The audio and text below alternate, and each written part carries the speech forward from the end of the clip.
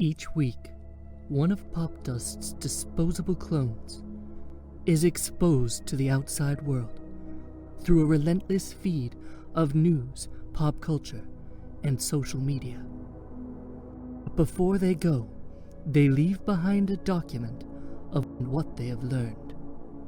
A time capsule preserving a single moment in the slow-motion collapse of civilization. We call these End Times Updates.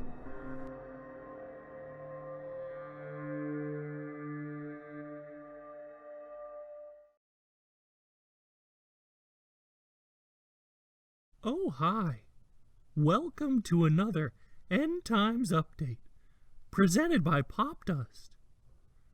I'll be your clone host for this week, Pelvis Wrestling.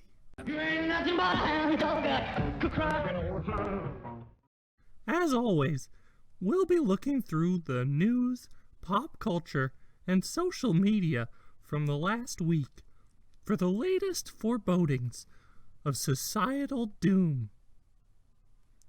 This week has been a real showstopper when it comes to signs of the imminent demise of the human race.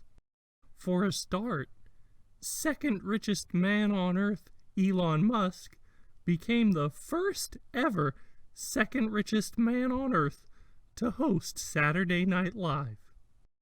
Musk also made history with his monologue, in which he revealed that he's been diagnosed with Asperger's, an autism spectrum disorder. I'm actually making history tonight as the first person with Asperger's to host SNL.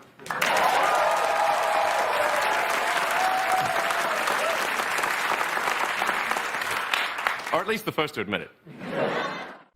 The Mother's Day episode then proceeded with lots of references to Musk's business ventures. I reinvented electric cars and I'm sending people to Mars in a rocket ship. I'm in charge of the whole Mars colonization project. Sure, I do like electric horses and self-driving horses, which are just horses. But I've also built a machine that can dig a tunnel 10 times faster than a gopher. And his online presence. But I also write things like 69 days after 420, again, haha. People are so mean online. Okay, for a while, I thought masks were dumb. But now I admit masks make sense. And also a weird amount of references to cousins being into each other. How many times have you found out too late that your lover is your cousin? What are you doing? What? You're my cousin. What? Oh, no, I totally forgot. Almost got away with it. Uli, I think of all the good times we could have. Eating fermented shark in the nude. Oh my gosh. Okay, right, stop. Cousin Check told us we were cousins. Exactly, we have so much in common. Speaking of electric cars, this was not a great week for the other kind of cars, with the average gas price in the U.S. topping $3 a gallon for the first time in years, and hundreds of gas stations along the East Coast running dry with some truly wild panic buying. The panic was brought on by the shutdown of the Colonial pipeline, which typically delivers hundreds of millions of gallons of fuel from refineries in Texas all the way up to New York and along the eastern seaboard. But after being attacked by the corporate ransomware outfit known as DarkSide, the Colonial Pipeline Company lost access to their billing software, so they just stopped delivering altogether, causing a federally declared state of emergency in 17 states. Thankfully, service was restored on Wednesday night, though the company says it will take a few more days to get back to 100%. It was also a big week for Ellen DeGeneres, who announced that the 19th season of her daytime talk show will be the last. This show has been the greatest experience of my life. and I owe it all to you. The truth is, I always trust my instincts. My instinct told me it's time. As a comedian, I have always understood the importance of timing.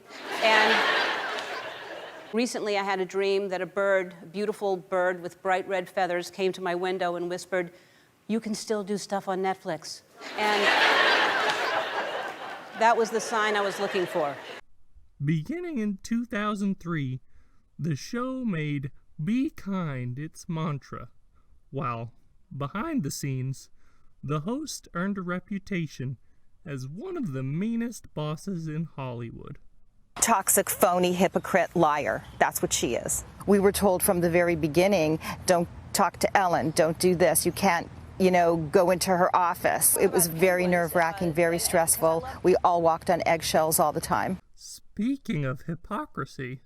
Hypocrisy, Teigen.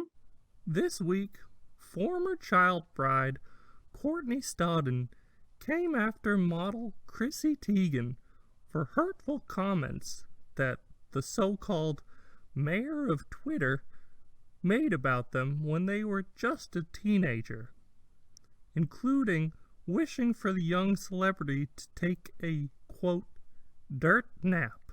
It's ironic because, right? Because she left social media complaining about bullying. She has sent me so many different tweets, private DMs, up to a couple years ago.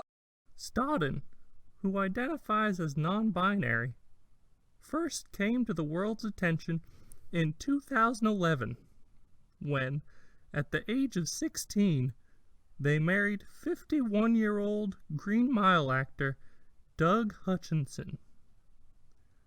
The "Don't Put It On Me" singer Don't put it on me, girl. Don't. quickly became the target of ridicule and commentary, despite the fact that, as they've since recognized, they were clearly the victim of a predatory grooming relationship. In response to Stodden calling her out, Teigen issued an apology on Twitter, saying, quote, "I was an insecure, attention-seeking troll. I am ashamed and completely embarrassed at my behavior." In other news, Ben Affleck and Jennifer Lopez have reunited to once again form Bennifer Afflepez for the first time in 17 years. And actress Kat Denning and singer Andrew W.K. announced that they're engaged this week. But what else? Oh, right. Violence in Israel and Gaza reached new heights this week in the decades-long conflict between a powerful military ethno-state with nuclear weapons and a group of displaced and disenfranchised people living under martial law. But according to President Biden, when it comes to killing protesters and toppling 13-story residential buildings, Israel has a right to defend itself. Well, that does it for this week. If the world survives longer than I do, we'll send another clone with more updates. Until then, bye!